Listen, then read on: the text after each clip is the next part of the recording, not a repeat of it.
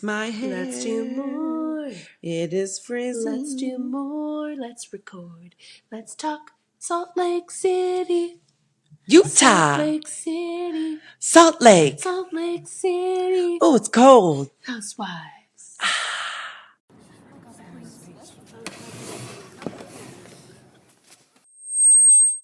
Hi, everybody. My name is Lindsay, and I'm a Bravoholic. You're preaching to the choir. Bravo, bravo, bravo. Honey, you have to stop saying that. Bravoholics Anonymous.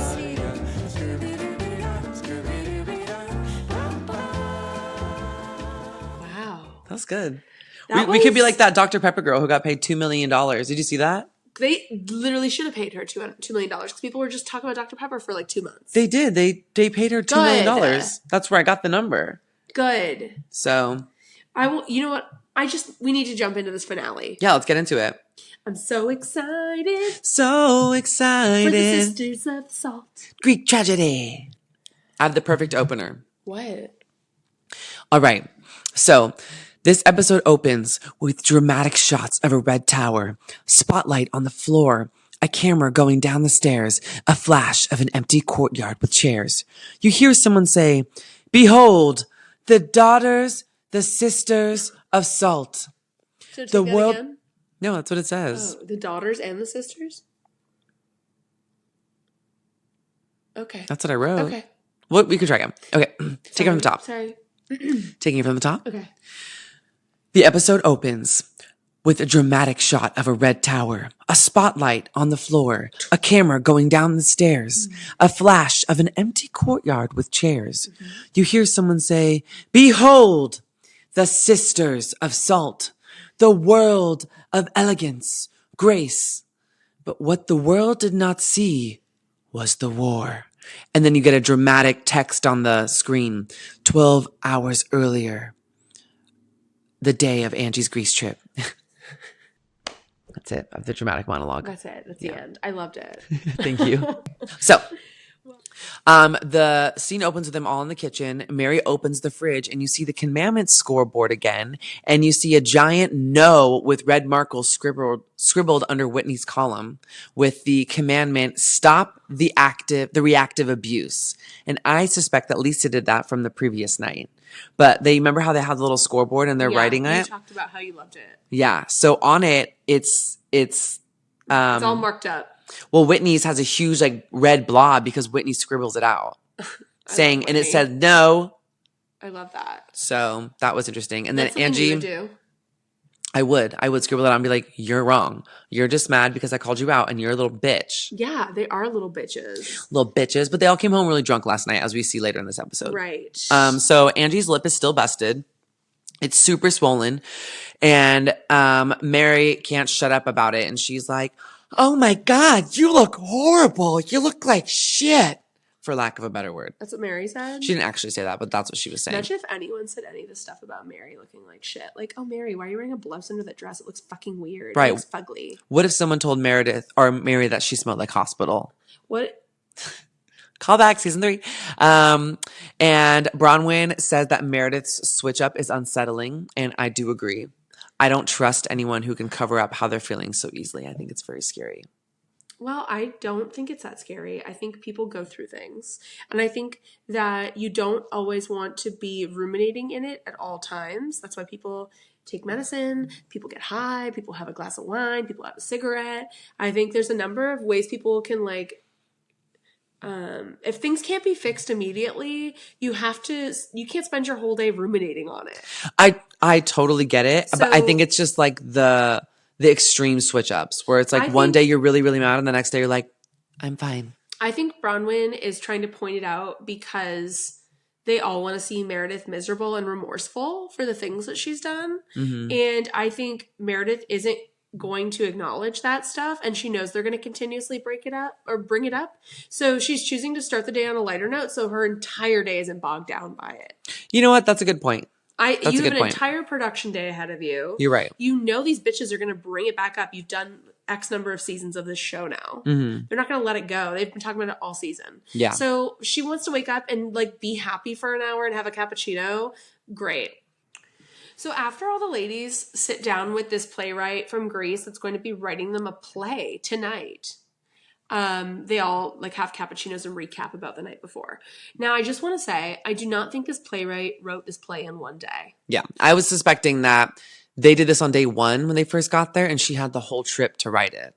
I suspect that that could be true, but I do think she wrote this play months ago. Production approved it and planned this production, got the venue, put a little spread out for them catering wise to eat, and then they like did this performance. But I think that they filled this woman in with the stuff that they wanted to. And maybe in talking to the women, she got to revise, tighten, or edit things, but I don't think she turned around and cast that play that quickly, even though the performances weren't that like extensive. They didn't need more than a day's notice to act that out. They were just like extending their arms. Yeah, I feel like I don't even suspect that they had more than like a rehearsal. Yeah. They probably rehearsed an hour. And I love how like But it was later. okay. It still was very like. It was effective. With her accent reading it, it felt very cultured. Yeah.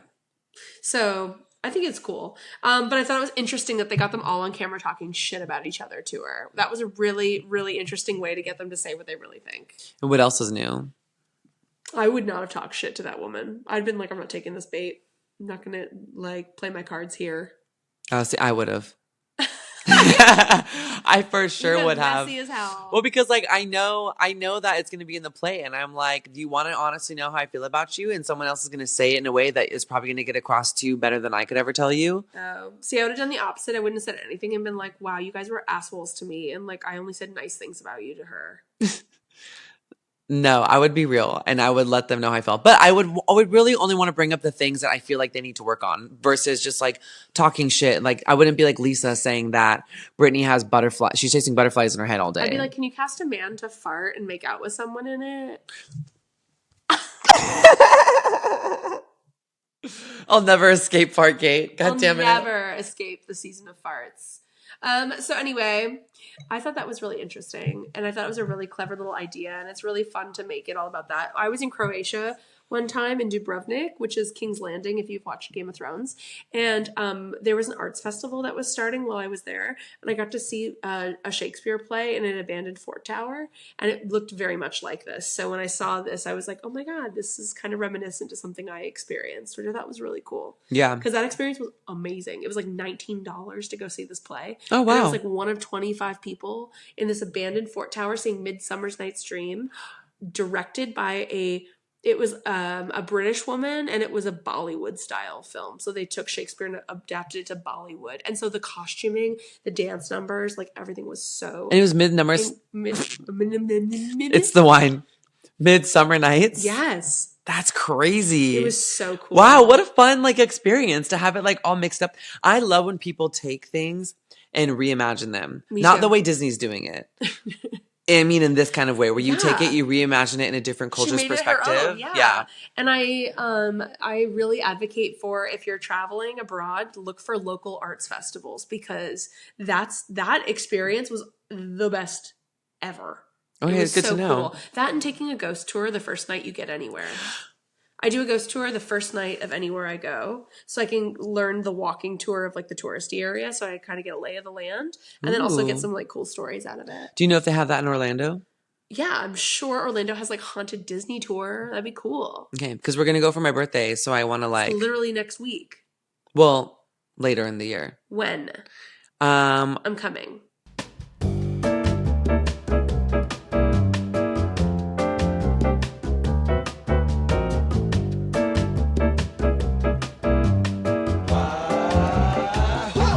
so I was just gonna say with Heather and Whitney, they're I'm talking. just so anti-Mary. I don't even care about her scenes anymore.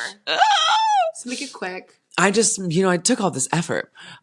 Whitney and Heather talking about the pool. It just reminds me of like when you're chatting with your girlfriend and you're in a group of friends, it just makes you feel like you're crazy and you just know you have each other's back, where you're just there and you're just like, this is weird, right? Like, am I insane? And they're like, no, yeah, this is weird. I feel like that'd be us. I'd be like, Lindsay, am I like losing my fucking mind? You'd be like, Yes. no, you wouldn't. No, you wouldn't. No. No, shut up. I'd be like, yes, but I support you. You should lose your mind more. But yeah, that was just like a cute little moment for me. Okay. And then Bronwyn and Meredith, Bronwyn's approaching, Bronwyn visits Mary. Okay. And Bronwyn is confessing to Mary like she's the pastor she claims to be. And it's so interesting when these girls come to confess to her. Like, have you noticed that? No. Like, the girls kind of come to confess to Mary. And then Mary, like, turns on her little preacher self. Ew. Which I think is really interesting. And she talks about how worried she is about Meredith. And they're just reiterating what they said at lunch the day before. yeah, basically, yeah. But they're basically agreeing to bring it up today. Yeah. Great. Whatever. Sorry. So then Bronwyn pulls Meredith after she has that conversation, supposedly from the edit. I mean, it could have happened at any point. And they sit down, and Bronwyn is like, last night we were talking about, all this stuff off camera. And Meredith's like, no, we didn't. That was a hell no moment for me. For who? It was a hell no moment for me about Meredith just flat out denying it when the cameras showed it. Mm-hmm. And there's the text messages that they showed. And like to show all that evidence and for her to be like straight up, that didn't happen. I wonder if they get in trouble though for having conversations like that off camera. Like if production leaves for the night because they have to get a rest, they can't just be there 24/7 recording. And they're like, okay, you're gone to your rooms for the night. Like, don't talk my storylines. Like, it's kind of a thing. And we're all going to bed now. And then they get together and they collude like that. I'm sure, like, from one standpoint, it's like you're probably going to get in trouble for this conversation that you guys had. Yes, I totally understand that from a production standpoint. But at the same time, it's like they can't control them. Well, especially after the airplane incident. Like, right. I wouldn't be meeting Meredith off clock ever. Yeah. But Bronwyn does. And according to Bronwyn, Meredith was pumping her for information about what was talked about at the lunch. Pumping her. And Meredith completely denies it. And Bronwyn then, like, says that this bums her out. And she goes on a whole tirade yelling at Meredith. Bronwyn does.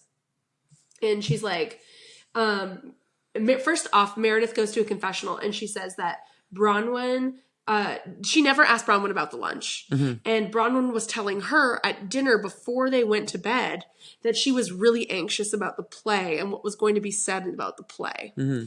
And I thought that was really interesting. I know that's a confessional moment and I wish it was a live camera moment because I have a theory about something that Bronwyn is doing in this scene. And I think it's conniving. What? I think that I don't deny that maybe Meredith was pumping her for information and has been all season long. I don't deny that Bronwyn has also been looking to kiss Meredith's ass and has been presenting her information, knowing full well it's going to come back up. She's like, let me eat you out really quick, Meredith. Literally. But I do think that in this confrontation, Bronwyn does say some select things that I think she's trying to do to cover her own tracks. If Bronwyn did go to Meredith the night before concerned about the play, I'm so anxious about what they're going to say in the play. According to Meredith, it makes sense that Bronwyn then on this rooftop, while shouting at Meredith about how she's pumping her and using her for information to use against these women and how she's not going to be a puppy dog and follow her around anymore and how even Lisa was talking shit about her. Okay, I was like... And I think she did that because Bronwyn talked shit to this woman about Meredith and didn't want to be the only one that did something like that. And she wanted to make sure that she knew that someone else said something that only Bronwyn knew about Meredith. And the only other person that knew that was Lisa. And so I think she wanted to cover her tracks and maybe point potential blame on Lisa instead of her taking the full heat for it because she wasn't sure if anyone else said anything. See, my next question is like... And if it was going to be used out. Is she doing this consciously or subconsciously? Consciously. You think? I think Bronwyn's very smart. I don't think she has anything else to think about. Well, not to say that she's not smart, but like, I'm just curious if like the toxic behavior is so embedded in her that like she's... Subconscious? No. Subconsciously, yeah. No. I think she knew that she had to have a big conflict with Meredith for two reasons on this rooftop. One is so that she could muddy the waters with who said what about Meredith if it came out in the play. Mm. And two, so that she could then turn around and tell all the housewives and the public that she had a storyline with another housewife that was a fight this season. And it was with Meredith, the one everyone's shitting on right before the finale. Everyone knew the Grease Troop was going to be the finale. Yeah. And she's doing it like on the day of the big play. So that it could be brought up later. Well, what I also think is interesting is, so like my first thought when Meredith was like, I'm nervous about the play, I'm like, oh, she's probably nervous that someone's going to bring up the plane incident in the play. No, Bronwyn was nervous about the play. Meredith said that Bronwyn was nervous about the play. Oh, I thought Bronwyn was saying that Meredith was nervous about what was going to be said in the play. No, in a confessional, Meredith says, Bronwyn actually said to me before, at coming home from dinner, that she was anxious about what was going to be said in the play. Oh, I guess so. Meredith was texting Bronwyn after they went back to their hotel rooms. I'm going to, what's it called when you simplify? Paraphrase. I'm going to paraphrase what Meredith said to Bronwyn. She basically said, if you didn't say anything super controversial, then you have nothing to worry about. Like, basically, and that coming from Meredith is saying, well, are you telling me this because you said something about me? Or are you, like, what are you worried about? Mm-hmm. If you didn't say anything that could get you in trouble, then it's going to be fine. Yeah. Because she knows that she probably said something. And so that was the night before. Damn. And then at some point, they have two different sides to the story about why they got together. They got together at 2 a.m. And according to Bronwyn, Meredith was unraveling, spiraling, paranoid about what was going to happen at the play. But I think it's really weird that Meredith's story is that Bronwyn was nervous. And then then you go to this fight they're having on the roof and you listen to the information that Bronwyn's giving in the monologue where she's screaming at Meredith. And it sounds like Bronwyn kind of set it up. You know what? None of it makes sense to me. I feel so lost, and I honestly feel like I'm losing my mind. Like, I don't believe anything that any of them is saying anymore. Off camera. Yeah, I'm sure they got in shit from the plane, and that's why when Bronwyn gets together with Meredith on the roof, and Meredith denies it immediately because she probably doesn't want like any more drama with production and Bravo. Andy is probably at the point where he's calling them if they're meeting off camera and creating storylines off camera. Because that plane incident was massive. Yeah, huge. I'm sure they got in big trouble. So I'm just like, I think there's three sides to this story, but I don't think Bronwyn's as Miss Innocent and clean, like, you're using me, as she's making it sound. No, I agree. And especially because, like, I think she's too smart for that. And she's also been, like, planting seeds throughout the whole season. Mm-hmm. And it's like, girl, you're too calculated. Like, you're not going to allow yourself to be used in that way. You're using that as a manipulation tactic for sure. For sure. So I don't believe it. I don't believe it either. And I just think like, what a shitty time to like completely lose me rooting for you. I know. Towards the end. The finale episode. Because Bronwyn was really up there for me for a while. She was having a really good season. Yeah. She was. She was giving the family life. She was going through it. She was, making amends with certain people. She was reestablishing relationships with people, continuing positive relationships with people. And then she goes into this and I just like don't trust her anymore. I mean, the moment that the first time she lost me this season was when she like turned on Whitney after they had their amazing like lunch together. Yeah, and used her information. I was like, but Bronwyn, that doesn't even make sense. Like, why did you do that? Yeah, after everything. Exactly. Do you think that Bronwyn could have been setting up Meredith by going to Meredith with the information and like, she says that Meredith's using her, but we never saw Meredith asking her for info. We just saw Bronwyn telling Meredith info. Well, Monica has a lot to say about that. Shut up. What did Monica say? Well, I'm just saying like how Monica is like saying like, you guys have the wrong girl. Like everyone's trying to attack Meredith when Meredith actually isn't the problem and that they're fabricating a story. However, why the fuck should any of us believe Monica after everything she's done? We cannot believe Monica. Yeah, you can't trust her. We cannot believe Monica at any point. No.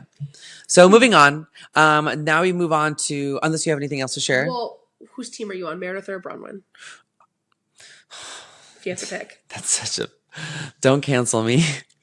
This isn't like taking into account, this is based on this fight. It's not based on like Meredith's actions on the plane or anything like that. If I'm going based off my first reaction to this fight, I was Team Bronwyn because Meredith just flat out denying it when there's footage, like showing the opposite.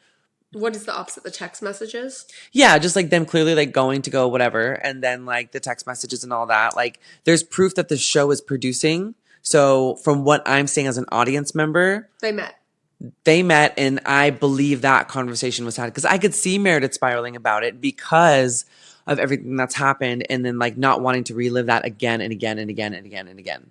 Well, I could see, I'm Team Meredith, and this is why. I could see Bronwyn being clever enough to bait Meredith and be like, and hint towards a conversation that happened at lunch, and hint towards, you know what I mean? And like plant seeds so Meredith wants to know more. Mm-hmm. Because why would Meredith ask what they talked about at lunch unless someone told them they talked about her at lunch? Yeah, because she doesn't seem like that kind of person. That'd be like, thinking about what they talked about. Because like she's very like disengaged. Like she's very much the person that, again, disengages, and she's like, I don't want the drama. I'm not going to feed into it, so I'm just going to ignore it. Yeah, why would she ask about it? Yeah.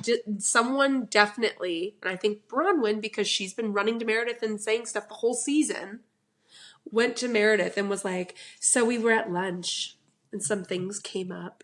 And then it sits with Meredith all day, and then maybe she did like spiral later at night and message her what they said at lunch. But like, I think Bronwyn set her up for that. And then Bronwyn went to her room and set her up for all of it. Well, then damn, I fell for the setup. And then the next day pulled it out and made it a big thing. You've been using me. That way she doesn't look, it totally takes onus off Bronwyn for going and narking about Whitney. It goes and takes onus off Bronwyn for everything because the way she phrases it, that you were milking me for information. It sounds like she has no power in the situation. I hate that phrase. You're milking me for information. You're pumping me for information. Yeah. I've been watching too much Heated Rivalry. That's probably why. Yeah, you're sick. I'm just a boy. I'm sorry. But for real, it's like, I just feel like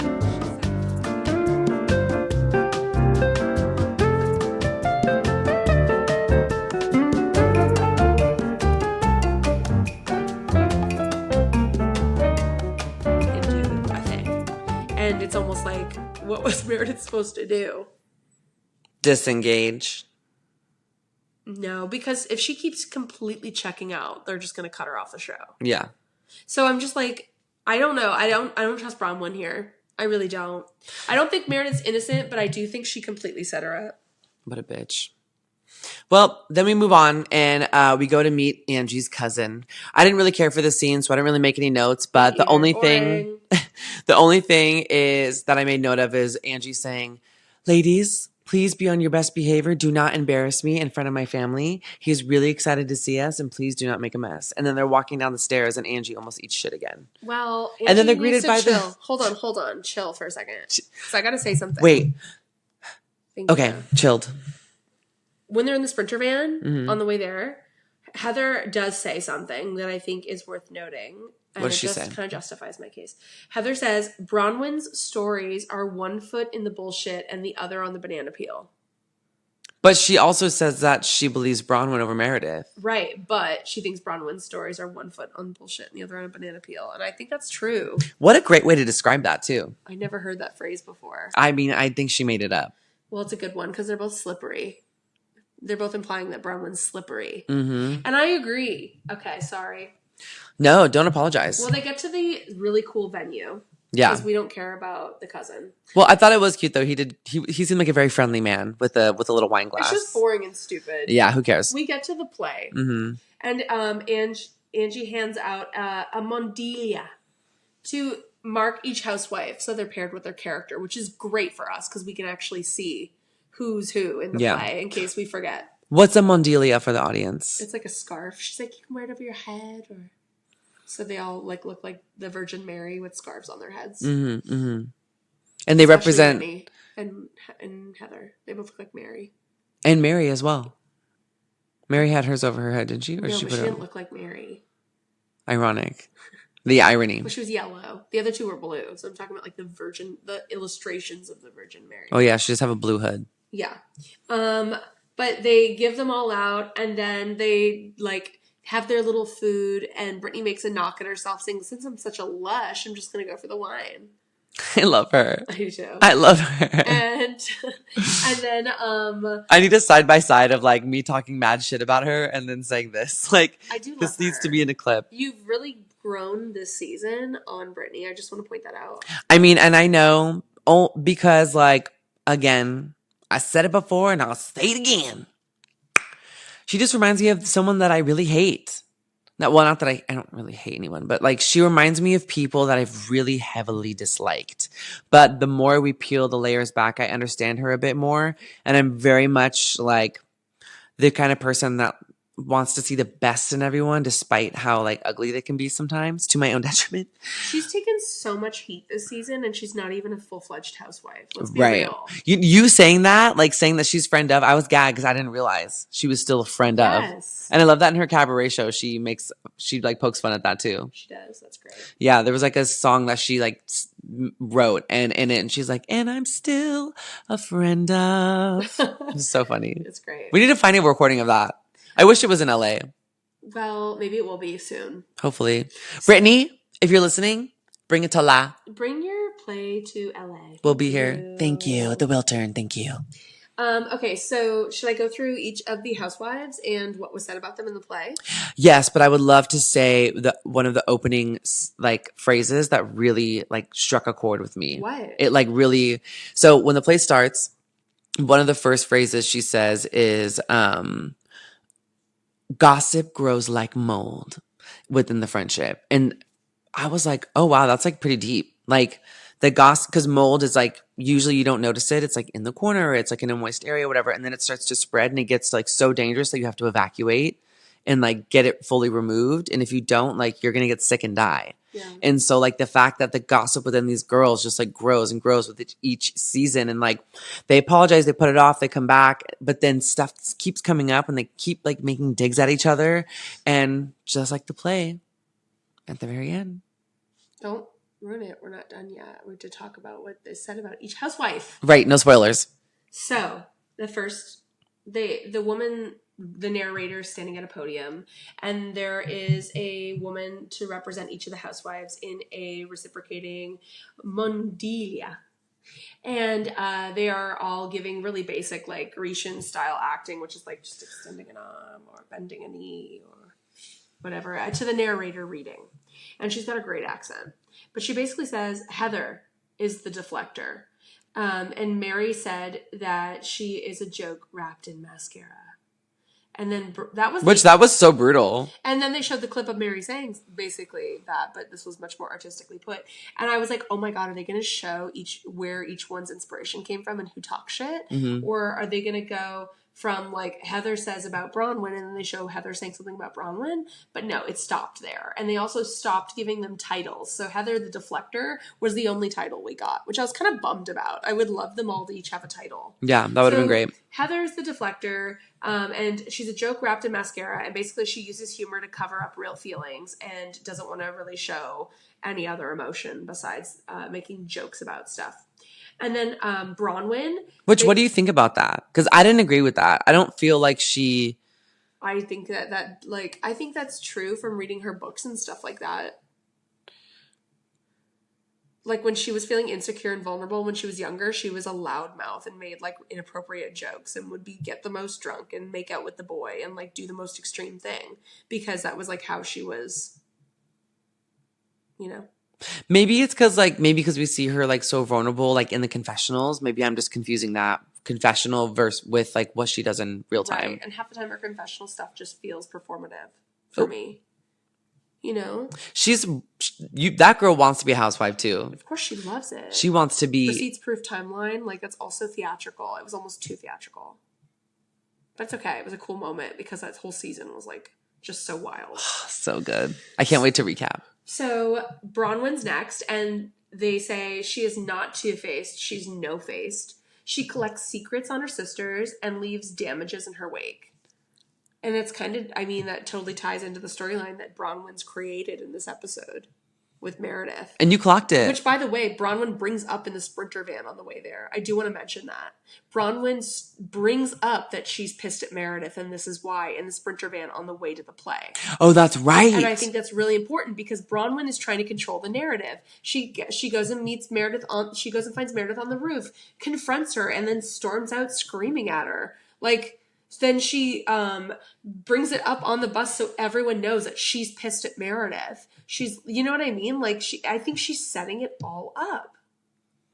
Who can say? Anyway, And Meredith has so much to worry about. She can barely interact in it. Like, it's just... Anyway, next is Lisa.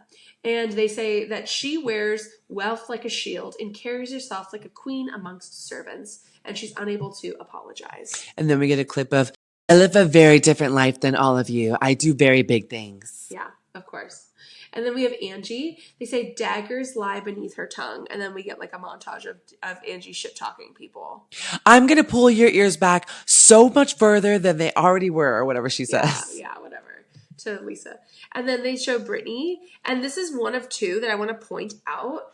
Brittany and Whitney's both are testaments to the group not respecting them. It has nothing to do with them as people.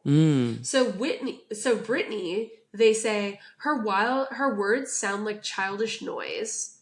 And I was like, okay, so that just sounds like you guys don't respect the things she says. Yeah. That doesn't mean that she's not speaking. Right. And then, but the other thing is that they say she clings to the attention of men and barely notices her children. And that stung. That was Clock it. but basic. Basic in the sense that The basic storyline of the season. Yeah, we've been told this all season. Yeah. So it's not really that. Not that And crazy. she knows it. She admitted it. So who If I was knows? Brittany, I'd be happy with that one. Because one just says they don't respect me, which she knows. And two is that they're making a storyline out of her and Olivia's beef. But it's also her narrative that she created. So she's technically still in control of it. And she's still winning because she doesn't have to fight as hard as Bronwyn is to create the narrative when Brittany's just like, well, I've already done it. Yeah. And I'm working on it. And if I play the dumb one, then they're going to leave me alone. Uh-huh. They're going to just be mean girls. I can handle that. Ew. Here's Mary's. You speak with the blade sharpened by truth. Your words offer sting despite your conviction. You must learn even the righteous must bend. Should we play the clip? Of what? Mary in the church? Let's play the clip of Mary in the church. Come here, training me.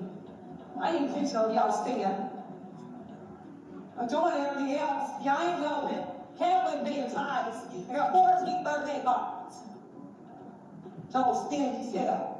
No, Lord, people. This was somebody in the congregation who was obviously hurt, who has dealt with this before, or else they wouldn't have taken their phone out and recorded it. I don't want to poor people around me.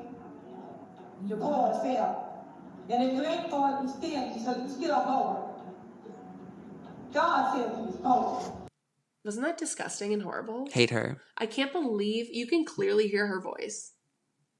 Okay. Next, we have Whitney, another one. They said they feel compelled to dismiss her as shallow. If you want to be more than decoration on the table, you must speak up. You tell me Whitney doesn't speak up. She's literally always saying, you're not listening. Because she makes good, valid points very often. And they don't listen at the table. For example, sticking up for Brittany. And they're like, well, you can't say that because da-da-da-da. And it's like, hello? Am I in the Twilight Zone right now? That whole criticism that they gave her just is like, oh, we don't respect what you say. Because we all know that Whitney talks. Whitney will stand up and scream. And we know it. It's such low-hanging fruit to be like, you're just a body. Like, okay. Whatever. Next is Meredith. They save her for last. She's probably sweating through her little, whatever she's wearing, her leather coat. They say, you hide behind your semantics. Twisting logic to dodge blame. Arguing with you is like shouting into a maze. And then all the sisters die and it's quiet. And the play was kind of boring, in my opinion. I mean, yeah, the play itself, like watching it, not so much. I think it was just the narrative. I think it's one of those things like... They're setting them up to have this big talk. Right. And the setting is great. And the narrator's accent was great. You're obsessed with the accent. It was good, though. You're right. It was the only thing that made the play what it was. If I went up there and read that play with my accent... Well, I'm also curious, like... It would not have been Greek. It would not have been special. Your Canadian accent. You know what I mean? Well, what I also find interesting is the writer chose to be Mary. Why is that? You know, that was something I couldn't stop thinking about. I was like, because I was trying to see who she picked, because she interviewed all these women. She wrote it. Yeah. So her choice had to have been what she wanted to do, and then she assigned the roles to whoever else, because all their faces were covered. So it was just a matter of like, who did you want to represent? I want to know why. That's what I'm curious about. I wonder if she found it the most interesting that Mary is a preacher and like everything else that people had to say about Mary. So I'm curious like what that, Well, they probably all spoke highly of Mary because they all like Mary right now. I guess. Until I'm just shocked. Yeah. Because like in Housewives history, when stuff comes out about Housewives doing something controversial, there is like a ripple effect where they're like, well, wait, let me back up. Let me read the stuff. Let me like, how's this going to make me look if I'm associated with this person? I think it's really interesting that this, even though this has come out in the past, there wasn't a 3-part documentary that was on HBO. Well, I think back then, like the girls were talking about it and they were like all against her and then she wasn't on the next season. So I'm curious. They just sweep it under the rug and forget it? Like, no, I would not be able to forget it. I think they did though, just like the rest of the world I think did. it's just as bad as Jen Shaw. Jen Shaw was preying on old people. That's what, just because her 300 isn't like 3,000 like Jen Shaw was, it's ethically the same thing. I think what Mary's doing is much worse because what Jen was doing was like through an algorithm. She wasn't doing it to their faces. She wasn't being like a religious representation to them. Not just that, but like, yes, she's using that manipulation, which is way worse, but she's like also to their faces, telling them these things, making them feel bad, manipulating them in real time. Come in here training me. I ain't fixing on y'all stand. I'm doing everything else. Y'all ain't knowing it. Can't win being times. I got 14 birthday cards. So stingy self. You know, poor people. I don't want no poor people around me. You're poor as hell. And if you ain't poor, you stingy, so you still poor. That one guy that died of the brain tumor and that had the affair with her, allegedly, he was new to the town and knew nobody and found the church and got involved in the church and was like donating time and money and resources and like giving all of his free time to the group because he had no social circle. And then he took out a second mortgage for like $140,000. And it's just like, it's horrible. Yeah. I mean, and then her talking so illy of that guy's daughter too. Oh my God. Yeah. That storyline lives in my head. Like that fact. Talk about that. Okay, so in one of the seasons, Mary is over at Whitney's house and she's talking about how one of the members of her church that got into a car accident flew out of the car and died. You guys remember that? You remember she was in Whitney's kitchen, right? Mm-hmm. With Whitney's in front of Whitney's daughter. In front of Whitney's daughter, and she was like, one of the members in our church, like one of their daughter, like had a crash. When? Today, like last night, and she was ejected from the sunroof and fell down into a neighborhood 30 feet, drop off the freeway. Is she still alive? No. Wear your seatbelt.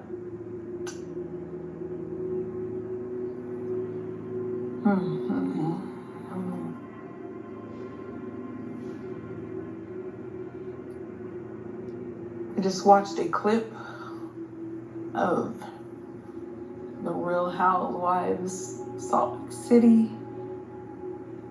and Mary mocking the loss of a life of my loved one, a niece that I had a hand in raising. Like it was a joke. Like it was a joke. Michael is my niece, and she's the daughter of my youngest sibling, Michael. Michael and I were super close. We were buddies. This was the niece that would text you in the morning and say, "Hey, Auntie, I'm thinking about you." She lost her life tragically to an accident. This was a young girl just getting her life started, a mother of 2 children. Michael's baby boy turned 1 year old 3 days after she passed.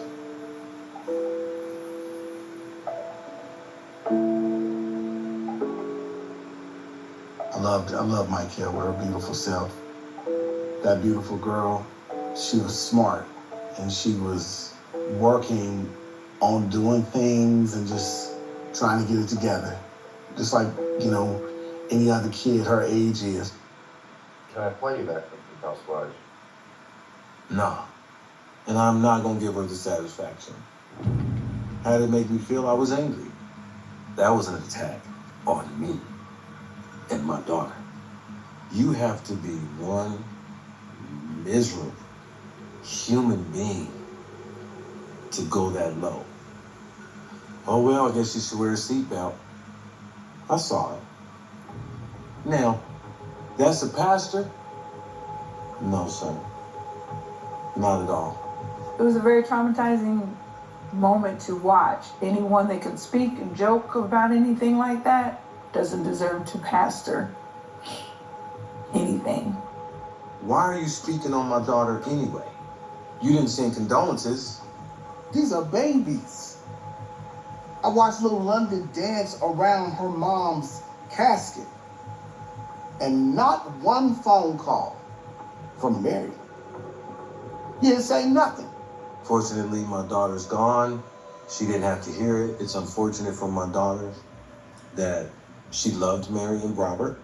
She loved the church. She kept a doll that Mary bought her when my daughter was a little girl. When I went to clean out her place, she still had that doll.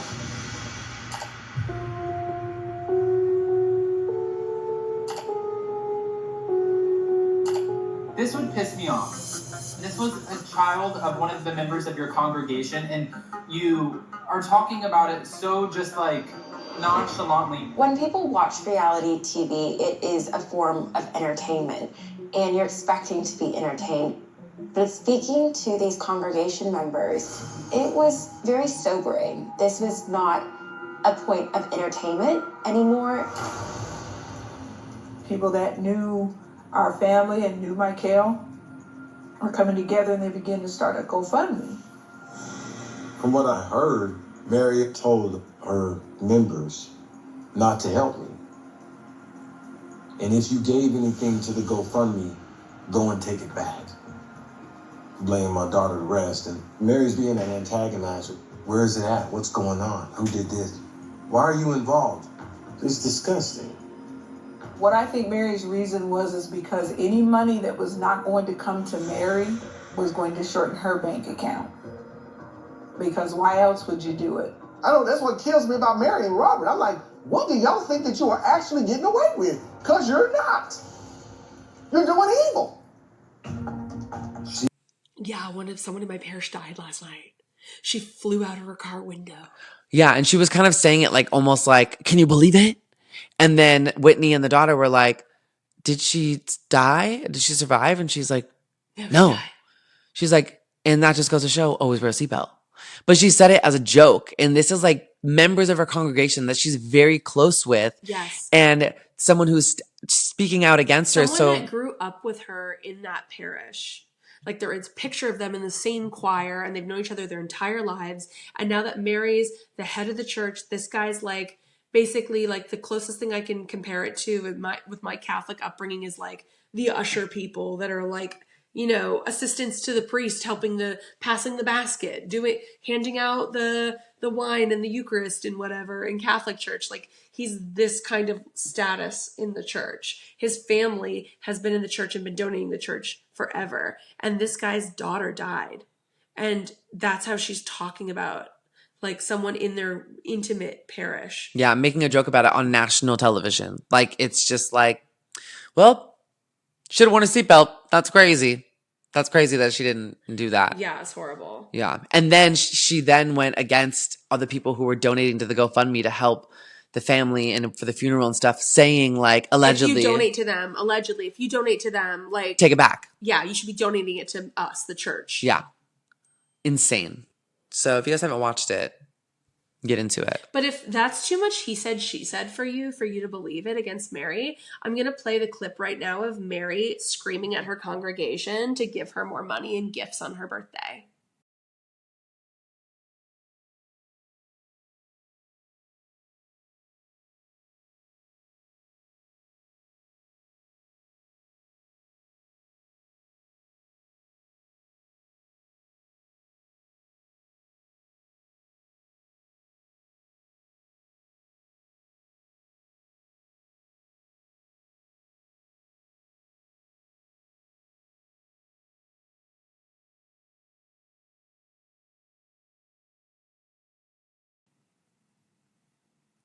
Wow, that was disgusting. That was the most low value, low class, trash, cult leader crap I've ever heard. Let him have it, girl. Could you imagine me standing in a room of people and demanding them give me money like that? It sounded like Veruca Salt from Willy Wonka if she was like a church leader.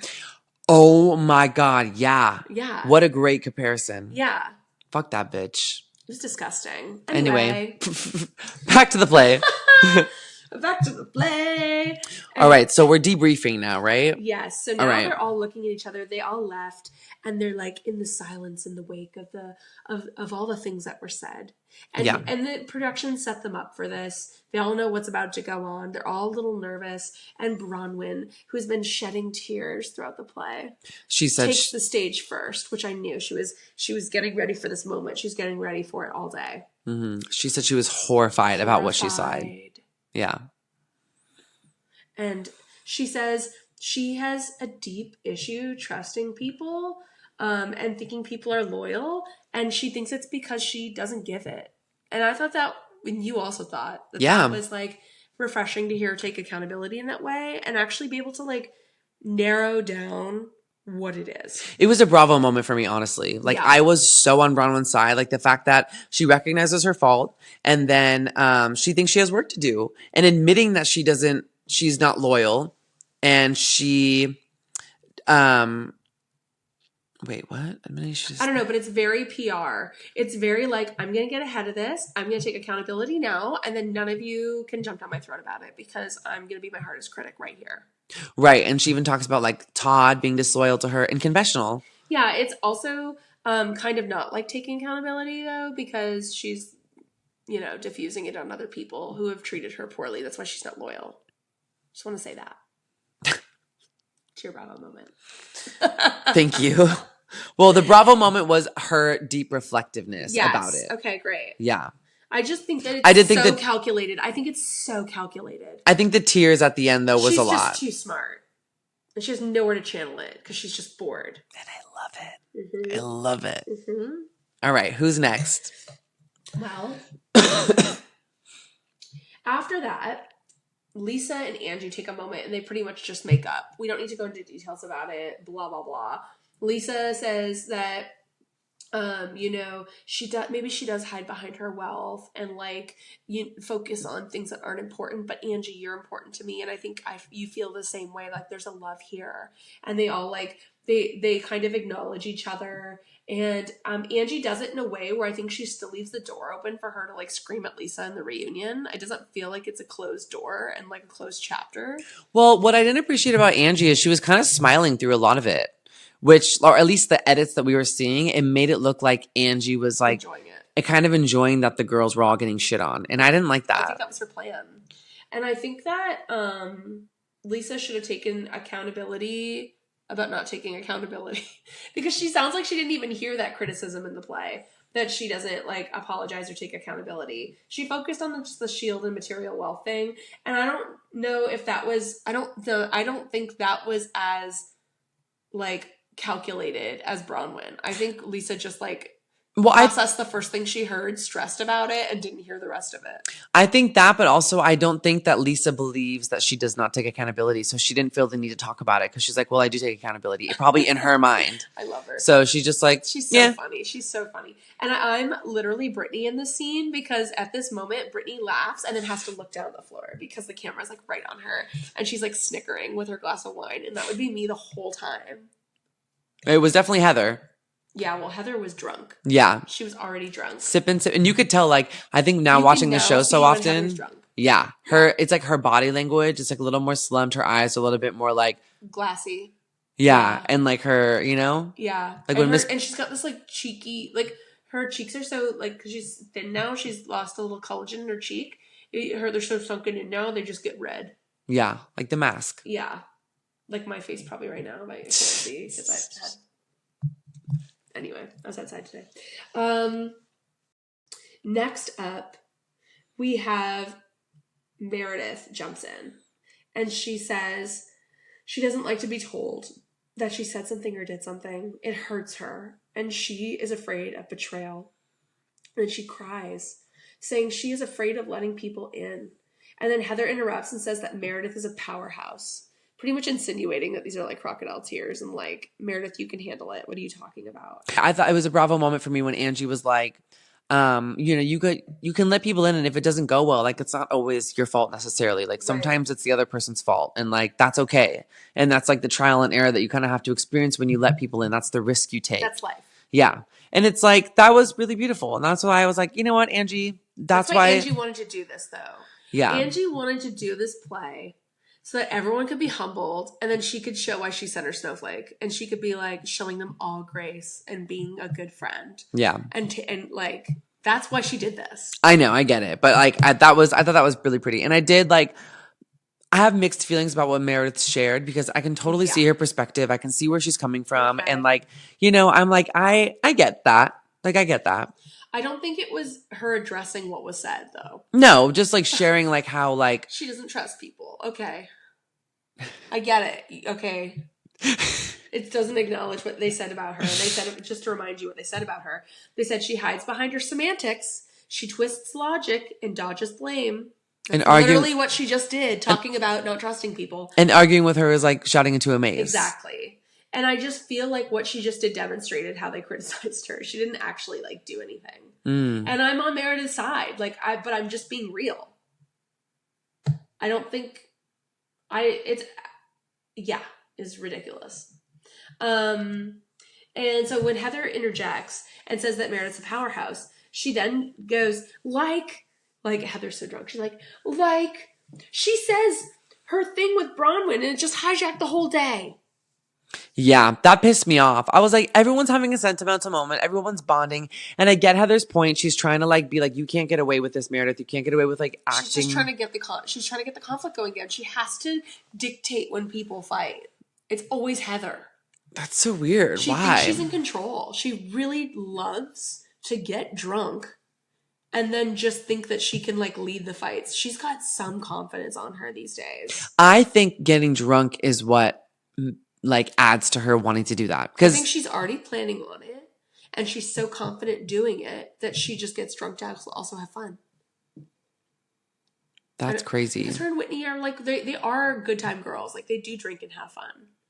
But I think like as a person, I don't think in my current Why did I think you were going to be like, as a Gemini, I don't think I'd be comfortable going into a scene like this not sober. I would need to be sober to make sure that I'm like hearing what's happening, because everything you say is used against you. Yeah. But Heather's so confident that all season she's gone into these confrontational battles rip-roaringly drunk, blackout drunk. And no one's calling her an alkie. Well, so Meredith does later. I think it's interesting. And it's cool. You're on vacation. Drink, have fun. You're doing a really hard show. Drink, have fun. I'm not going to judge anyone for drinking on Bravo, and I don't think Bravo should ever come down on anyone for using substance or drinking on camera. Especially when they're feeding them drinks at the like level that they do. Like when they were on the boat, remember? Yeah. Every moment they were back on that boat, they had more and more and more drinks for them. They should get to. Right, but like they use that against them. And that's the issue. Well, the other people use it against them. Right. The network doesn't. And I don't think the network should ever have a say in that, because it will literally kill Bravo. If you start counting drinks and not letting people do stuff, you aren't going to have the drama that we get. Yeah, leave that to the YouTubers being like, ding, that's one, ding, that's two. That's what they do. I'm sure someone has done it. Like, YouTube is crazy. You're so funny. I would not. Oh, God damn it. What is that? It's your charger. Oh my God. Okay. So anyway, they're starting to get into it. And Heather's like, you hijacked the whole day with your thing with Bronwyn. It's the third time she has gone to her for information and flipped it. And Heather says, it's weird. And then Whitney says to Meredith, you wanted to know about our lunch. And Meredith screams, she doesn't care. She's like, I don't care. I don't care about the lunch. Yeah. And Meredith says she is yelled and screamed at every time she tries to open up, and it just happened right now. And Heather says that is not true. If we can't be honest, why are we here? And then Meredith heads to the restroom sobbing. She's like, I'm going to the restroom. And then while she's away, do you want to be Mary and be like, do you want to do a little Mary moment? What are we doing? What are we here for if we're not friends? And then she's like, Lisa, you are self-absorbed. We are adults. We are leaders. We are bosses. We can't even tell Meredith we think something is wrong. She is spiraling out. Somebody tell the girl we are worried about her. We care. Something is wrong. Something is wrong. Why is it the second Meredith leaves, Mary's like yelling and pumping up and like blaming the group for not talking to Meredith? The whole time, Mary's taking it to everybody on the side. Which is interesting because Mary's the first one to tell all the other girls, go talk to her. Address it. You need to speak to them if this is how you feel. And then she won't even do it herself. She'll just talk shit behind Meredith's back. Some friend. Some friend. If Chris was suffering and I could see it on camera and we are friends, I would tell you the second I saw something. I wouldn't go tell half of your enemies and people I don't even like myself to go talk to you for me. And that's a good friend. That's crazy, right? When you hear it like that, that's crazy. Yeah. And that's why I don't, like, I can understand there's a world where maybe Meredith is intimidated by, or Mary's intimidated by Meredith. Not that she'd ever admit it. But if Mary is so powerful and has dealt with her son's stuff, why does she have a hard time going to talk to Meredith about it? I think it's because she doesn't want to ruin her relationship with Meredith. And if she doesn't like necessarily address it directly, she doesn't have to risk that. Because they are like close. Well, it's clearly not working. And so now she's yelling at everyone. Heather starts crying. And then Meredith is back and she goes, I have one question. I have one question. What is the goal? What is the goal? I'm like, what is the goal? What is the goal? She didn't get a better line when she was coming out of the bathroom. What is the goal? She's good with her words. Because she doesn't care like what's the goal? What are you trying to get out of this? I get it. What's the point? But it's just a weird sentence. It's not very soundbitey for TV. Yeah, get better about that, Meredith. Meredith, give us a better line for the commercial. Yeah, come on, bubble bath. Mary goes, the goal is, we are all concerned about you. We feel like you are spiraling. You want to know what we talked about at lunch? That's it. And Meredith goes, I'm okay. Meredith says she is fine, and for all of them to question her behind her back is not okay. What do you think about that? I think there's some validity there. I think that they have already talked to Meredith. They've essentially called Meredith a pill popper and alcoholic at Bronwyn's tea throwing party. They've already brought it up. So this is the thing I know from having friends that are sober. You can vocalize it one time and you can try to get through to them, and then that's your shot. That's it. It's over. Now, you can't keep seeing and hanging out with them and recalling it. If they don't want to get help now, they don't want to get help now. If they are using something or something's not going their way and you've had you've said it directly to them and they heard you, that's it. That's your shot. You have to let them be an adult and figure it out on their own. A lot of people that are truly suffering from substance use have to hit a point in their life where they decide what steps they're going to take. Mm-hmm. Or not take any steps at all, and it becomes detrimental. But you can't just keep on national TV bringing up that this person clearly is an issue. You're not talking about it. Clearly you have an issue. You're not talking about it over and over again. What I also think is interesting is like when Meredith was like, I have a hard time with people telling me that I'm doing something that I'm not doing. And when she said that, I was just thinking about it. I was like, okay, how would I feel if I was in that situation? How can I try to understand where she's coming from? And I was like, if I was not, using pills or abusing things in the way that I'm being accused of, and it's being bashed in my face time and time and time again, and they have this evidence to prove it, or it's a misreading of something, and it's from the outside perspective, that logically makes sense to a wider audience, but that's not the truth. I could see that being incredibly infuriating. Yes. And you're not in control of your narrative anymore. You're not in control of what anyone thinks. It's just you either what Heather says, you do this or you do that. You either give in or you keep denying, and we're going to continue to come at you until you admit you did something that you never did. And then it gets even worse because this doesn't work. So then Bronwyn goes, I have to tell you something. I need some water for this. I have to tell you something. I'm going to tell you something that I haven't told anyone. And she's like, oh wait, I should honestly just I missed part of this. I have to talk about this. Hold on, sorry. I'm not going to take that point yet. Okay. So after Meredith says she is fine. And for all of them to question her behind her back is not okay. Then Whitney says she feels bad. She called her names. She grabs her face and she's like, sorry. I shouldn't have called you names. And she's like, I shouldn't have said pill popper. I shouldn't have said alcoholic. But that is just like my experience with my dad is the only thing I have to go off of. And the way your emotions and your behavior is swinging right now, it's just scaring me. And like, that's the closest reference point I have to it and how I acknowledge it. Which I think is super valid, but It's also okay, like, but, like, it's I think it's Whitney being triggered versus it actually being about Meredith. I think it's all. I think Meredith is taking something to relax and having a glass of wine and she's like totally zoned out. Maybe even it's like too much gummy. We all have known friends that have taken way too much of an edible and it's like you're in a different stratosphere. Just no friends? What? I said we just no friends? Yeah. You've never done that? Only one time I had a piece of a hash fortune cookie and I browned out and I came to and I was on the tram on the way to City Walk with my sister laughing hysterically. It's called browning out? Well, it's browned out when you only partially remember.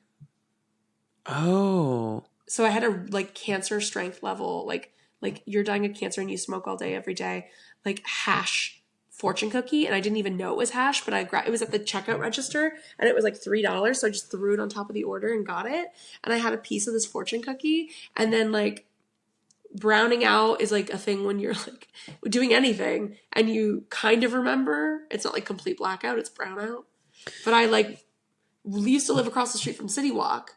And at some point we walked to City Walk, got on the tram, went down the hill, and then I came to, and we were going up the tram, and I was like hysterically laughing on the tram next to my sister. I can totally see that too. And I was like, how did we get here? And then I laughed even harder. I think that's only happened to me twice. And I remember one time my coworker made these brownies.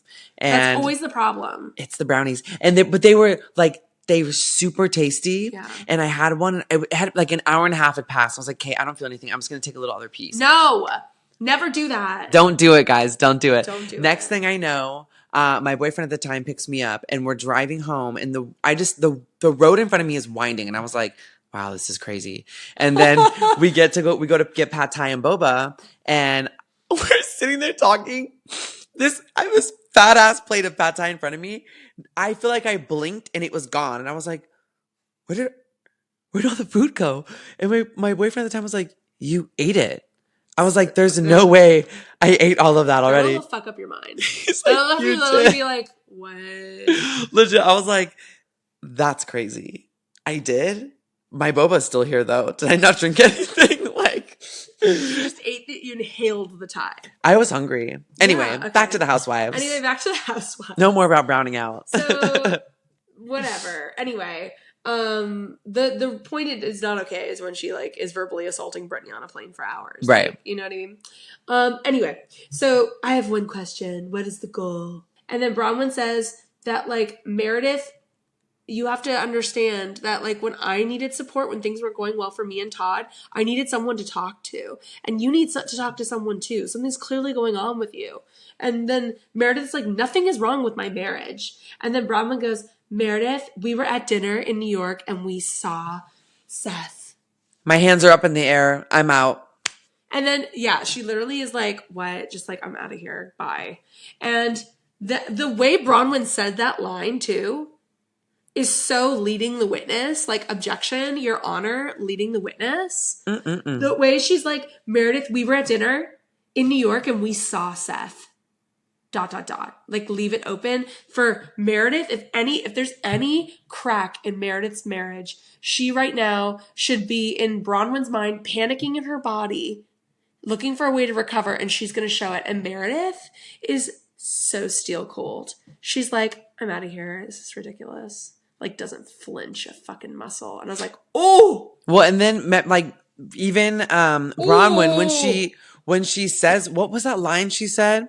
Remember I mentioned because she like had that like desperate like you need to talk about. Well, it's coming up. So Lisa then screams, "You just made it seem like Seth was with someone else." Like she literally, Meredith walks off and Lisa jumps in to defend. And this is where like I back Lisa. Like Lisa has had Meredith's back and has talked to her for her in some like weird situations where maybe she should have stepped back and let Meredith address it, because Now we have to hope the finale, the reunion addresses this thing. And it will. It fucking better, Andy. It's 3 parts, girl. It fucking better, Andy. But anyway, Lisa jumps in and is like, you just made it seem like Seth was with someone else. Like, because Meredith can't react like that in this moment. So Lisa does it because Lisa has to. Meredith can't jump in and say that shit because that's what Bronwyn wants. Bronwyn's going to be like, see, I knew something was wrong. Well, I think that's like Meredith's whole MO this season is like, because since this whole plane thing happened, Meredith cannot be reactive in any way because it's just going to add fuel to their fire, to their case. She remains so composed. I will give her that. Mm-hmm. So then Bronwyn goes, I was just talking my truth. When my marriage was on the rocks, I put a wall up. And I wish you could talk about it. That was the thing that she said. Right. She was like, I wish you could talk about it. Again, baiting Meredith. But the thing is, there's something she's not talking about that's a problem in her marriage. The thing is, when she said it though, she had like her hands in like almost like a prayer motion. And like when you see the profile of her face, she's like, there's this like pleading, like, I'm like almost like a panic in Bronwyn of like, you need to like say something because I'm desperate to get this whatever point across I'm trying to get across. Well, and it's just like, we want to validate everything we've said about you all season. Yeah. And so Meredith goes, I've had enough, of course, catchphrase.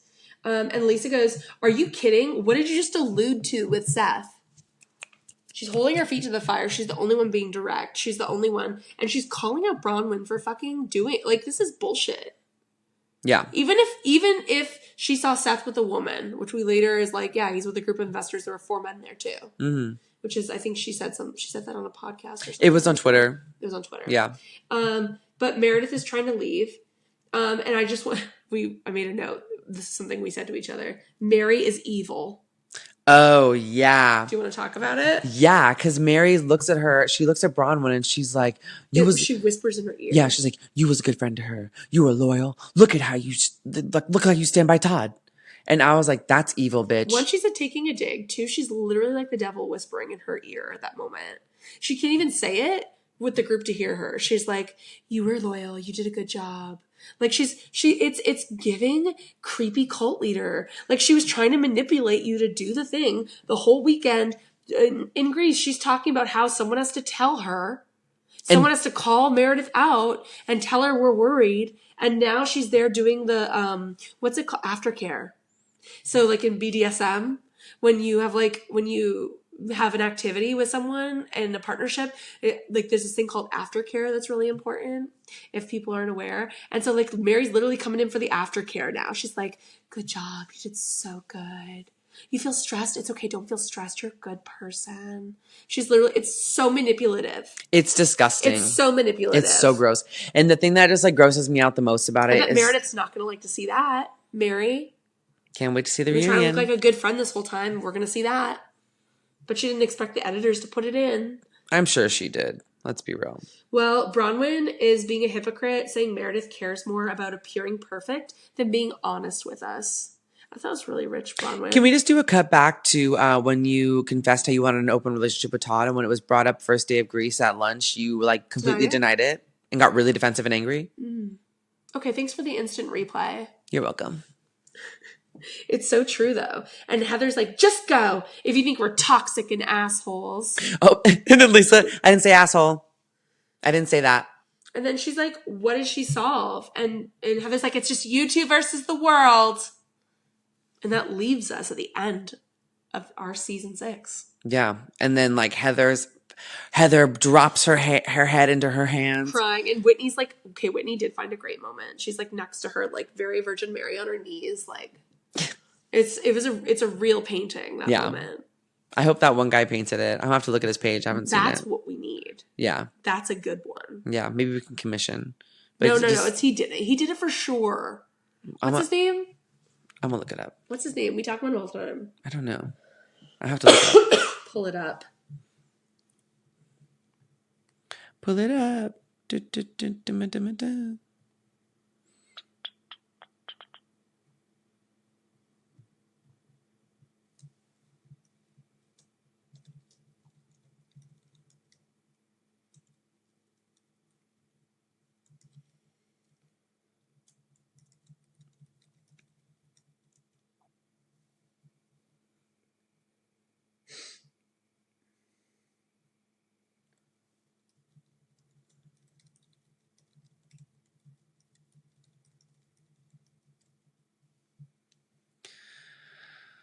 I need to stop sending you so much stuff. It's okay. Don't worry about it. Let's just Yeah, we'll cut keep that part going. out. So that brings us to the end of the episode, our season finale of season 6. Oh my God, that's right. There's something I want to do, Chris. Tell me. Before we go. I think I know what it is. We need to rank the cast. Okay. Based on the season, because at the beginning of the season we did rank them. Can we go over what we thought at the first and like just the rankings 1 through 10, what we thought, and then Do you remember our new ones? Yeah, I have them written down. Okay. Do you remember yours? Well, I think while we go through it, we can highlight what we had them ranked at the beginning of the season. So let's start with our number 8s, okay? From this season? We're going to start with number 8, and we're going to talk about what we had last season at the beginning of the season and who our new number 8 is. Okay? Oh shit. Okay. Okay. Here we go. Okay. So, in number 8 for me, at the beginning of the season, I had Whitney. Mm-hmm. My new number 8 shouldn't be a surprise. It's Mary now. After the docuseries and after everything, and after seeing her whisper in ears like the devil, Mary, you are my number 8. You're in last place for me for the cast. If Mary went and wasn't here next season, I wouldn't feel a loss. You're going to be so gagged by mine. Okay, so my number 8 at the beginning of the season was Brittany because I hated her. I thought she was irritating, annoying. I thought that she was, a bad mom, all those kinds of things. Yeah. Well, my number 8 for this season oh my God. is Heather. Really? And I say this because I loved Heather last season so much. This season, I felt like she was a bit of a bully. I felt like she was an instigator, and I felt like I could see how calculated she is and how she does like I feel like I said I don't see her like this in the play, but now I see it now that I'm like reflecting. It's okay. Deflects hard. Yeah. And she makes it about other people. Yeah. And she's really good at, like you said, dictating the fights. Yeah, she really wants to just jump in and start it so that it's not like really on her. And I hate that like she would ruin these beautiful sentimental moments that were being had, and she would just be like, bullshit. She did it multiple times this season. She did it at the lunch, the sequel lunch. Mm-hmm. She did it on the boat. She did it here. It's just like. It's constant. And it's irritating. And then when she was like following Lisa around the boat, like screaming at her and stuff. And that was what put her at 8 for me. Okay. Was because that whole scene, I was like, I really like you, Heather, and I'm really rooting for you. But this season, not her as a person, but for this season specifically, it just wasn't it for me. I didn't like that behavior. And if I'm looking at just this season, like that I did not vibe with. So my number 7 at the beginning of the season was Brittany. And then my new number 7 is somebody who I feel like Love Island, but I'm like, this girl wasn't loyal. This girl talked about people behind their backs. No. Okay. My new number 7 is Bronwyn.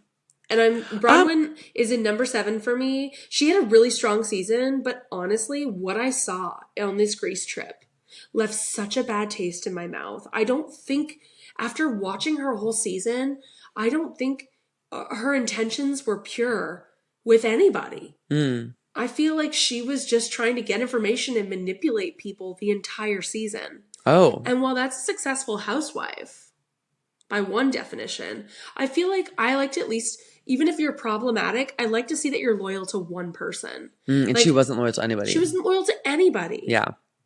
It didn't make me, I don't feel bad for her. I don't, like, it'd be one thing if I thought this divorce from Todd was out of left field, but I truly believe she had this thing planned before she even started as a housewife. But, like, the fact that she literally took information from everybody and ran and reported it to Meredith and then even turned on Meredith in the end and didn't have one person that I feel like she's actually a friend with is like, why are you here? I mean, she definitely told on herself in this last one. She said, I don't give loyalty, so I don't get loyalty. And it fucks me up. Right. Hopefully, now that she's had this reflective moment, she learns and she grows. Rome wasn't built in a day, girl. I just don't like it. Who's your number 7? So my number 7 for the beginning of the season was Lisa, because I was just so over Lisa, and like, she just pisses me off overall. My number 7 you now Lisa at the hated. Of the season. Yeah. And she proved me right over and over again. Dismissed. Like, shut up. For this season, it's Mary. And here's the thing, is Mary was Mary higher than Heather. Well, I'm about to explain why. Okay.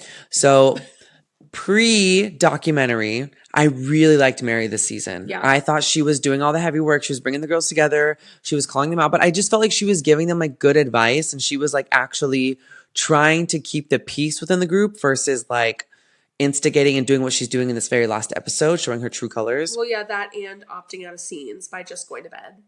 But she did it in a way that didn't feel like how it did in like season 4. Yeah, It felt you're right, like you're right. it was in a way of like, I'm tired, or like, I'm going to stay here with Angie because she's feeling sick, you know? So it all made her look good. Yeah. And like, it put her in a good light. And like, that is what I really appreciated. But once the documentary came out, it made me reflect on like everything else. And that's what bumped her down to the 7. But Heather was the 8 for me because overall through the whole season, Heather was just pissing me off. Yeah. Even though I'm still a Heather stan. Still love Heather, even though she's lowest on my list. Right. Okay. Well, number 6. Number 6 for me at the beginning of the season was Mary. Mm. And then my new number 6 is Heather. And I think the thing that sullied Heather for me this season was that I feel like she was trying to be like a producer on the show, and she wasn't like actually there to be friends and have a good time. Where in the past seasons, like Heather's strapped on the lingerie and got drunk. Like she seems like she's there as an authentic friend to people, and I didn't feel like that this season. This season, I felt like she was somebody who is like backed into a corner, desperate to prove a point. Did you hear her episode on Las Cocharistas? No. Okay, so she did an episode with them and I listened to it, and listening to that whole episode with the books too, that's exactly what she's doing. She's producing a show. She thinks she's producing it. She's too confident. She's too high for her britches. And it's just like, I think it's icky. If you want to be a producer, great. You don't have to be cast. You can be a producer. She wants to be a star though. Well, you're not going to be a star when you come off like you're trying to produce an episode. The most authentic stars of reality TV are living their truth on TV. Producing a show is not living a truth. Mm-hmm. So that's what I think. And I think it was a waste, Heather. I didn't learn anything new about you this season. Besides that you look good in pastels. That's the only thing I learned. And that's what I'll give you. Who's your 6? Number 6 for last season was Bronwyn, because Bronwyn just like wasn't really giving for me. I liked her and I really was enjoying her, but it like wasn't last season, it was the beginning of this season. Can you take that line again? So the beginning of this season, Bronwyn was number 6 for me just because she just like wasn't really giving for me. Like I was like, I like where she's going. Yeah. I like her as a character. I like where she's at, but like she's still kind of like nasty enough to where she's like kind of on the lower end, but she's just kind of in the middle for me. I was just like, okay, I fuck with you. And I like you. And I like that you call these bitches out. And I like that you're smart. Mm-hmm. Like that's cool. But now my number 6 is Meredith. And the reason why I didn't put Meredith at the end or too much higher was because of everything that's happened. But I do respect that Meredith sticks by her guns. And there is a part of me, I love Meredith. Like, I like Meredith. And I like who, like, you know, I'm into it. You want to root for her. Yeah. So, like, hearing that all this stuff is going on, I want to believe that it's not true. But another part of me is like, it could be true. And if it is true, like, that's why you're a little bit lower. And just the way she reacts and doesn't take accountability and just straight up denies stuff is, like, what pisses me off, which is, but it's not as bad as Mary and it's not as bad as Heather in my. Right. In your book. Mm-hmm. Okay, what about you? Okay. For me, at the beginning of the season, Bronwyn was my number 5. Very similar to you. I liked her fashion. I liked that she felt like an individual. She felt like a fresh character. And she seemed so worldly. My new number 5 for this at the end of the season is Meredith. And I have Meredith at number 5 and now because I'm honestly gagged by this. You thought she'd be higher up because she like gave so much this season. Is that what you think? No, I just thought she'd be lower for you. You mean, like, what do you mean lower? Like lower on the top 10? Mm-hmm. My top 10s are always based on who's providing to the TV show the most. Okay. I like drama. I like crazies. Classic Gemini. You know what I mean? Like that's why I watch these shows. Mm-hmm. So just don't be boring, babe. Yeah. Don't come on here and be a snooze. Don't come in here and go to bed early. You're not on this show to do that. Right. That's always my prerogative going into this stuff. So you can be pretty problematic as long as you're not unethical. And I'm like, even if you're a little unethical, it's okay. But like screwing poor people out of their money is pretty bad. That's why Mary's number 8. Yeah, fuck her. But Meredith, for me, I don't agree with the alleged treatment that she gave Brittany on the plane. You think it was fake? You don't think she did that? No, I'm just going to say until they show me that she fucking did it. I don't know who to trust. Who are we trusting? Because everyone that I believe it because enough voices have said it. I do. But I'm like, wait, who am I trusting though? Because all the people that are talking shit to Meredith right now have been pieces of shit all season. Yeah, I don't... You have Bronwyn, you have Mary, all these people that I've ranked lower. Heather, stirring up shit, starting shit, exaggerating shit. Now they all do stand together and say that her behavior was bad except Lisa.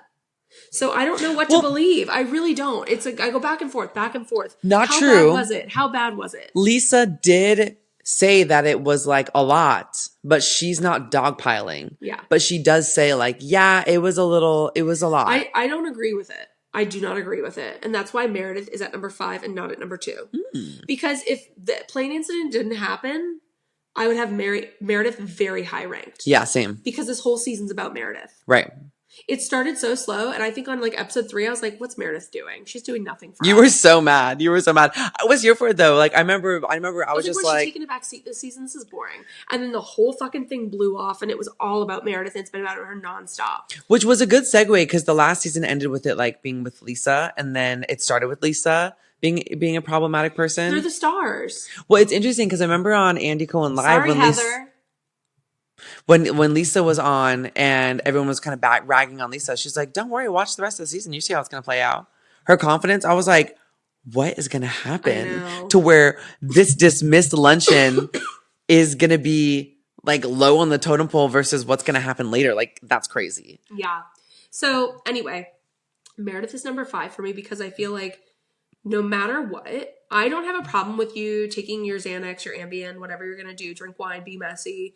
I actually think of all the people you could bully and get away with, she did hand a snowflake to our girl, Brittany. Mm-hmm. I don't think the means justify the ends. Right. I don't think bullying and screaming on an airplane with no camera. If you're going to do it with a camera. If you're going to do it with the camera. I would have no problem with the plane treatment. If a camera was documenting it, I'll be real. I would have no problem with it if there was I would rank Meredith higher if a camera recorded the scene and it was part of a scene and it wasn't her treating someone like that off camera with no fucking purpose. Yeah, because that's my problem. Yeah, that just goes to show there's no... They all scream at each other. They all call each other horrible things. Brittany handles it the best out of any of them. Mm-hmm. If there's a camera there, great. But the fact that there wasn't gets Meredith number 5. She would have been number 2 for me if that didn't happen. Damn. But otherwise, she's taking tons of heat. She's still showing up for the trips. She's after the shit that went down on the plane. I would have never gone on a plane to go to Greece. It's because she loves the show. Great. And number 5. My number 5 last season, or the beginning of the season, was Mary. Because she was just mid for me. You know, I was vibing with Mary. She was growing on me at that point. I was like, okay, like you don't seem as horrible as you used to be. Yeah. So that's cool. Yeah. But this season is Bronwyn. And Bronwyn falls smack dab in the middle for me because I really liked her storyline this season. I really empathized with her despite like, I know you didn't really care for it.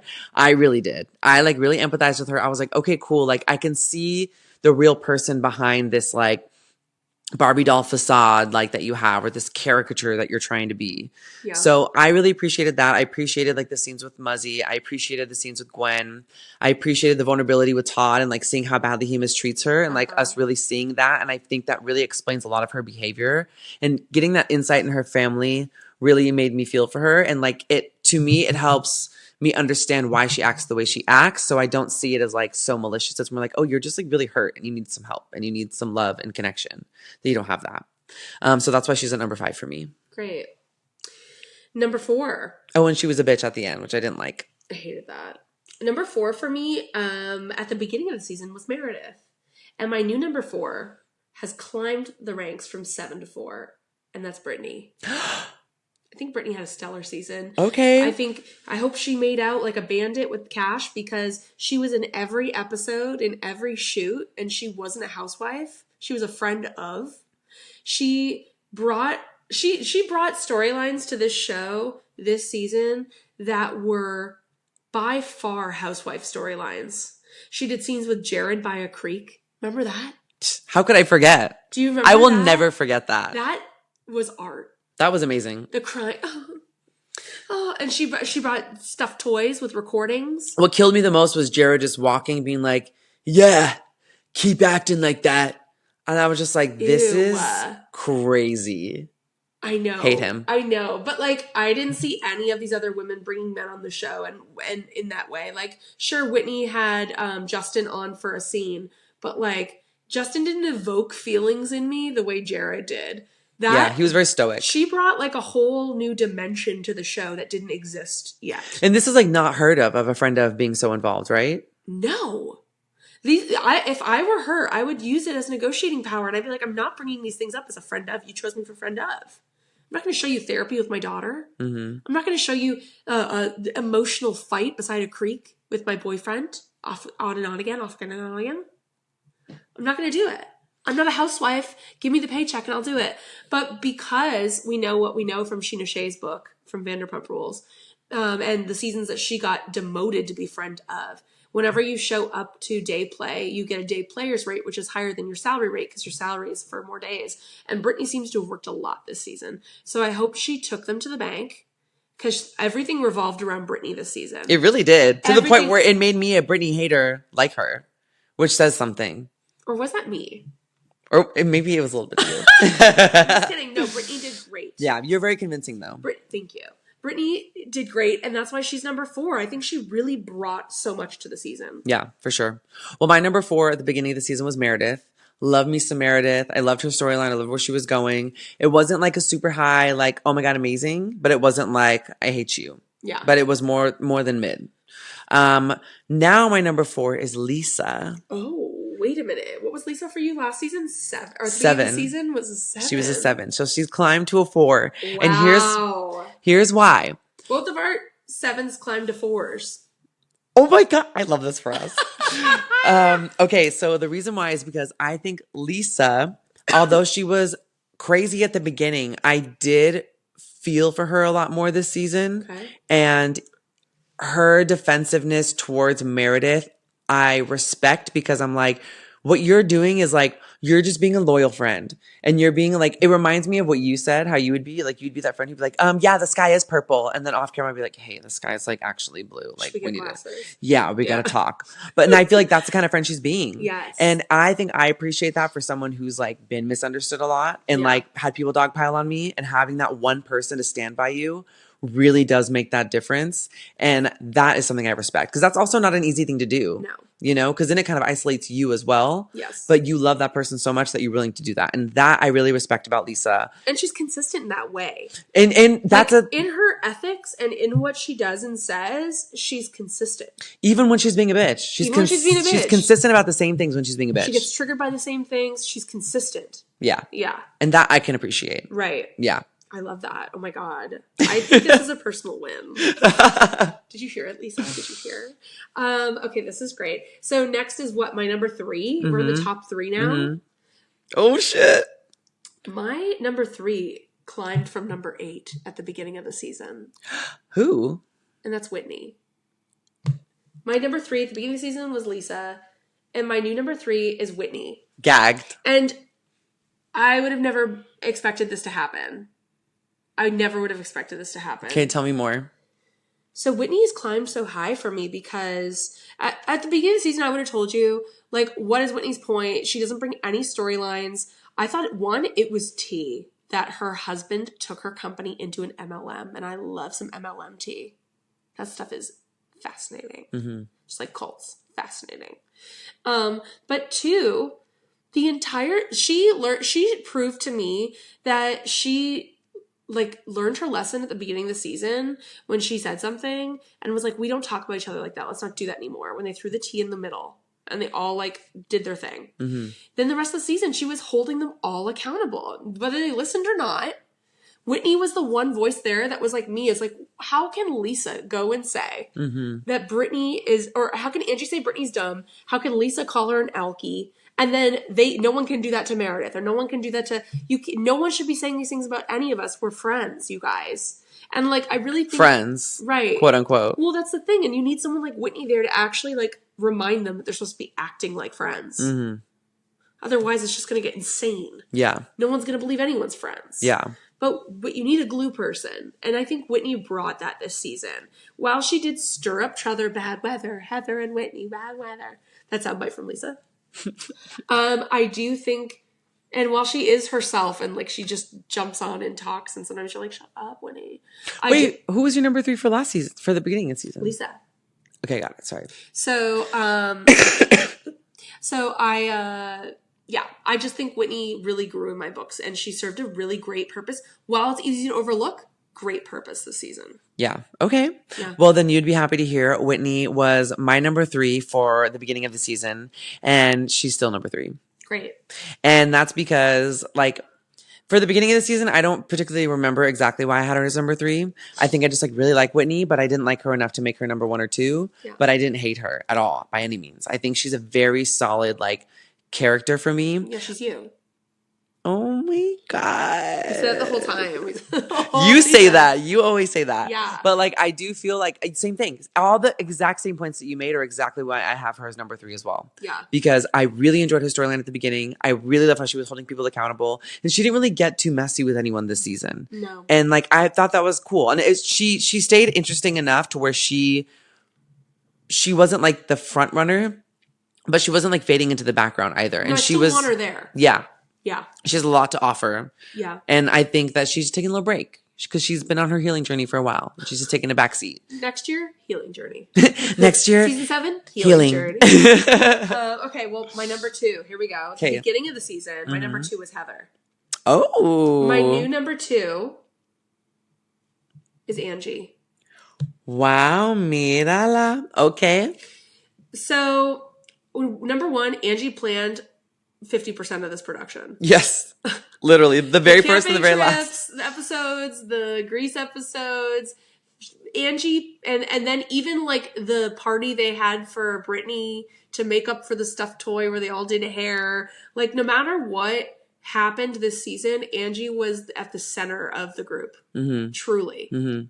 Not just a snowflake reference. Mm-hmm. And I think she puts herself there. I do think there are moments where she gets combative and says horrible, disgusting things. But, like, this is Housewives. And do I want you to be boring on Housewives? No. So even if I don't agree with what you're saying and I think you're rude as hell, calling Brittany's hair acrylic or whatever, she's got synthetic. That was Lisa, though. Whatever. She has catchphrases for days. We got fries. Or franchise. I don't do fries. I do franchise. What is it? Yeah, I do franchise. You do French fries. Iconic. High body count hair. Iconic. She's iconic with that shit, and I just think that like we'd be nowhere without Angie, especially this season. Yeah. What's your number 2? My number 2 at the beginning of the season was Heather, which is so sad that she dropped to an 8. But my number 2 this season is Brittany.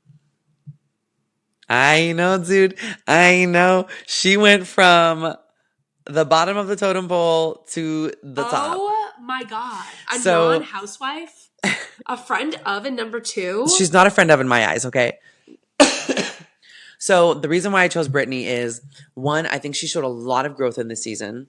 I really appreciated her vulnerability. And I think I personally just really connected with a lot of her storyline and just like things that she's experiencing with her kids, and the fact that like Olivia came on and said what she had to say, the fact that they had therapy together, and that Brittany was like so vulnerable and was saying like, I don't even know where to start here because I don't feel worthy. I feel dumb. I feel stupid. Everything that I felt about her, she said out loud and said that she feels that way about herself. And that's when I gained respect for her because I was like, oh, so you hate yourself as much as I hate you. Which means you're probably much harder on yourself than I would ever be on you. And that explains why you are the way you are. And like, although I hate the back and forth with Jared, it's great TV. And I also appreciate how she handles these bullies. She does. It's unaffected. She doesn't give a fuck. At least she appears that way. She truly chews herself up so much that anything they say to her is like, Doesn't matter. Well, I think her being in the entertainment industry helps too. I do too. Like, I think it's just like that's what she's like built 40 for. years in the entertainment industry. Yeah, and it's clearly fucked her up in very different ways. Yes. But like the way she's able to handle these kinds of like situations just shows. But I also love that she stands up for herself too. And she's like, "Who was talking about me? Who was it? Who?" Because it was one of you. Did you hear Heather reference the mistletones? Yes, she was. Why didn't we talk about that when she was like, yeah, and like, you know, she's got a very successful resume. It's like, you know, like maybe some more than the others. What do you mean? She's the most successful out of all of us. And then the person that got triggered by it the most was Bronwyn, the person who probably has the least accolades under her belt. No, wasn't it? It was Bronwyn. Bronwyn was like, I want to talk about what you just said. Oh, was it? And then Heather jumped in after that. When Lisa said something, Meredith was like, I have awards, I have 2 businesses. They all jump in, yeah. Lisa's like, I sold 3 businesses. They all go crazy, but Bronwyn was the one that was like, what? To start. And I was like, Bronwyn, you should be the quietest. But that shows Bronwyn's like brattiness and her like elitist attitude of her. She's done nothing. She just married a rich guy. But I'm saying like her elitist attitude of like feeling entitled, and that's her like tell. But you can tell because Bronwyn, her little like to the side judgy thing, like her her chin. Meredith light. Yeah, her diet Meredith. Her diet Meredith. That was like that's her tell that she's very like hoity-toity despite what she says. I think she's just obsessed with Meredith and copies everything Meredith does. Okay. My number 1 at the beginning of the season was Angie. Mm-hmm. My new number 1 shouldn't be a surprise. After tasting Vita tequila in a blind tasting. I have to go.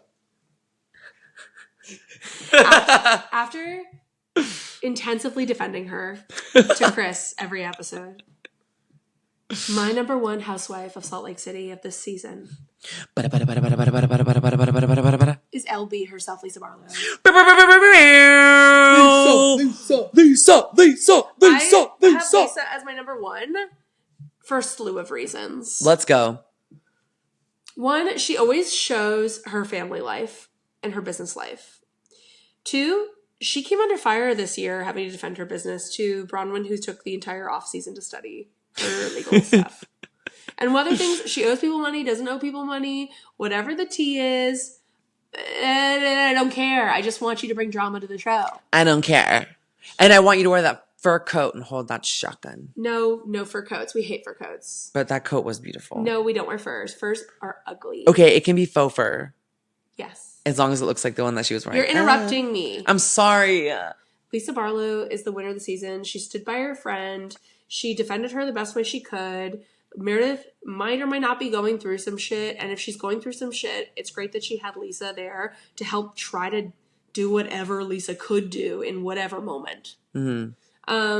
And Lisa brought, like, she had fights with Angie. She had fights with literally every person on this cast this season. And she still loves the job. Well, she created the show. Well, no, she was like part of that, but she didn't like take sole claim. She's the ringleader. Lisa wins. Who's your number 1? Well, my number 1 at the beginning of the season was Angie. And to no surprise, she's still my number 1. And Angie's my number 1 because, like you said, she planned most of this season. I think she showed up for the girls in a very special way. I just loved like the nuggets that she gave in, even though she was like a total bitch at some points. I could see it. I could see why. But I also loved it. I loved and hated the fact that she threw, I will never let that go. Throwing her black cards on the table in that beautiful tea garden. Iconic housewife moment. Screaming and yelling at Lisa, not shutting up, getting kicked out of the restaurant, saying that this is my country, and like all her little bitchy moments, but also all of her really sweet moments. Her conversation with Mary when Mary was being a bitch, and she's like, you're not going to do that. You're going to see me and you're going to hear me. Loved that. I loved her like moments with, hey Archie, what do I smell like? And I just loved all the moments that she had this season. I think she was so great, and she really proved why she is that center snowflake, to the point where she was even on House Swap, and that was a beautiful episode too. I know it wasn't Housewives, but like... She's just so bothered by Brittany because Brittany trademarked high body count.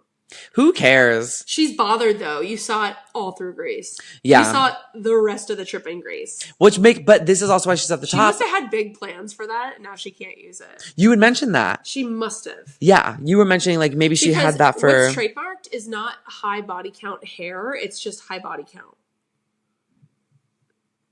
So she can't use that part. She can use hair. Hair. But yeah, she's my number one. I love me some Angie. And I love how eloquent she speaks. I know people drag her online saying she talks too slow. I don't get it. I think someone who speaks slower, I think maybe because I talk so fast, I respect that because it means you're being clear about what you're saying. You're making sure people understand what you're saying, and you're making direct eye contact, which she does all the time. And she had some iconic confessional looks. She had some great confessional looks. The black thing that she finished with. So good. She like a human chess piece. Yes. And I loved her, just like her taglines that she did. And I loved her, what's it called?